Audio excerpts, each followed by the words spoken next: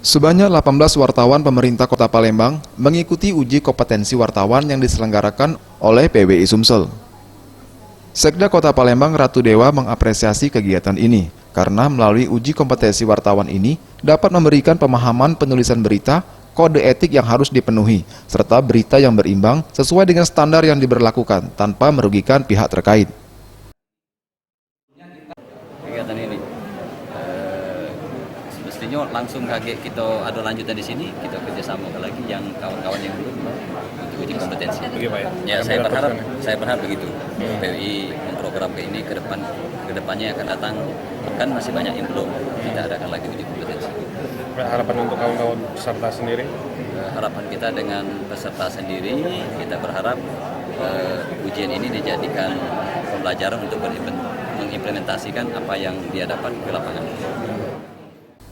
Sementara itu, Ketua PWI Sumatera Selatan Firdaus Komar mengatakan, dari total 800 PWI Sumsel, sebanyak 300 telah memiliki dan lulus uji kompetensi wartawan.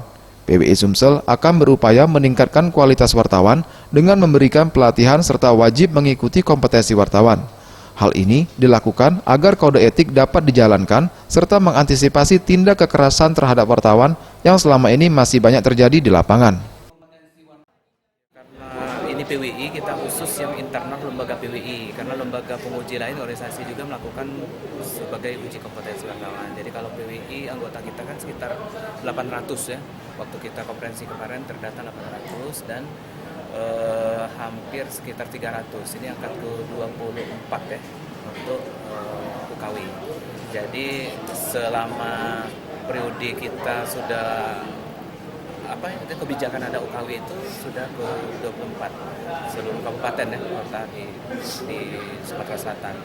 Dan sebenarnya PWI Sumsel itu selalu dapat reward dari PWI pusat terkait dengan pelaksanaan UKW karena kita konsisten tiap tahun ada menyelenggarakan UKW dan pada periode ini kita selalu mengajak stakeholder untuk kerjasama.